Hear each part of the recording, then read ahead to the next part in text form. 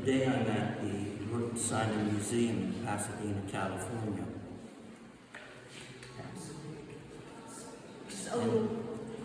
And as fate would have it, or as other friends like to say, as part of the cosmic weave, I'm in front of a Degas pastel, After the Bath. Edgar Degas figures prominently in my novel. He is one of the major characters.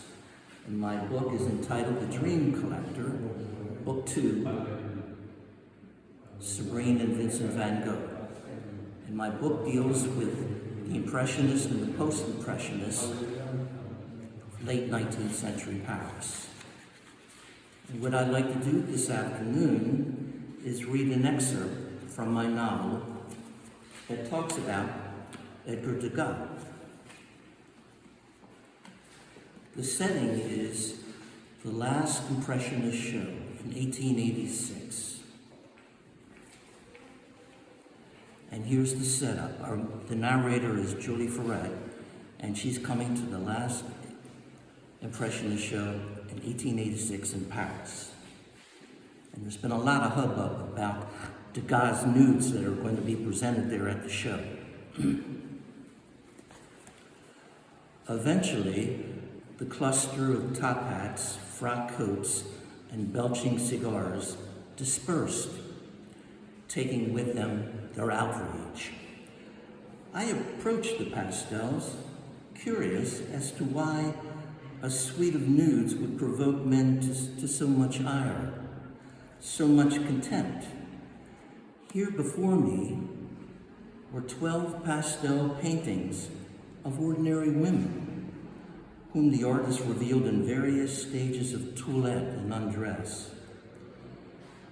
I recognized them, working-class women, captured alone in their meager flats, women performing their private ablutions, in shallow tubs sponging less than perfect bodies, drying themselves in awkward places, combing out the hard days and knotted hair. Real women whom Degas showed in the solitude of their natural nakedness, focused on themselves, stretching to dry a foot, indifferent to viewers' gazes. All were familiar to me, mirrors of myself, sisters. All lovely and masterfully rendered in glittering pastels. He shadowed their bending and twisting bodies with a colored orgy of chalks, brushed their flesh in sandy pastels of lime, lilac, and apricot, and gave sculpture substance to the commonplace of towels and discarded petticoats. Then what makes these nude women shocking and infuriating to men? So I wondered. Certainly, in the past, they have gazed with Epicurean pleasure at the ample flesh of unclothed Venuses and apple-breasted Lidas, those ivory-colored coated women painted in lustful detail by the salon painters like Cabanel and Bouguereau. Why such exaggerated anger for Degas' nudes? If anger appears unreasonable, Sigmund Freud once suggested to me, therein lurks fear.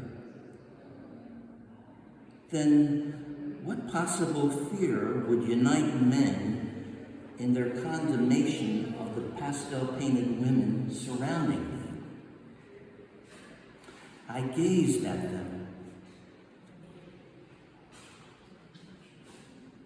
and I gazed at their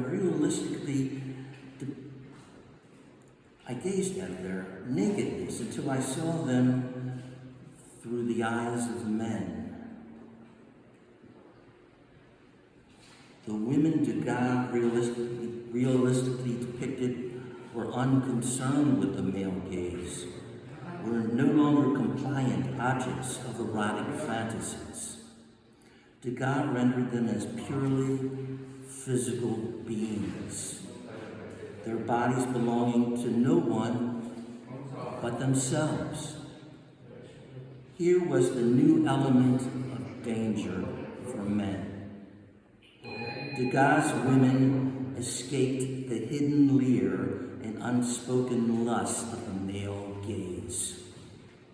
The men, expressing their outrage, had lost their subconscious view of possession.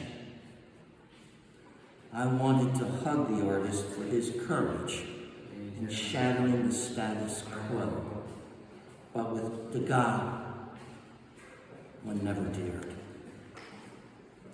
Thank you. And that is the conclusion.